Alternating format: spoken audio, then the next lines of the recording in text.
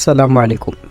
خيمت سحابة مهيبة ماطرة على سماء منطقة الجوف شمال السعودية، والتي وصفت بالضخمة والنادرة في الشكل واللون، لتهطل بعدها أمطار غزيرة وحبات البرد شملت الجوف والمدن المجاورة من القريات والقصيم ودوم الجندل.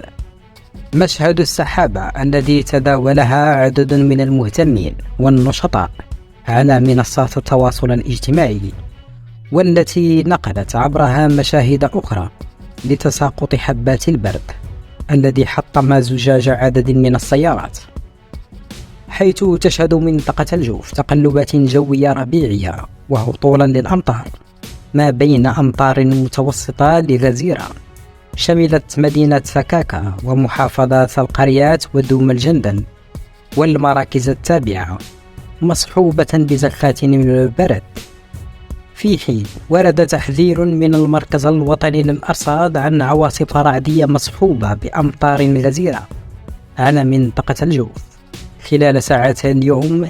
ودعت المديرية العامة للدفاع المدني إلى ضرورة الابتعاد عن تجمعات المياه وبطون الأودية والسدود.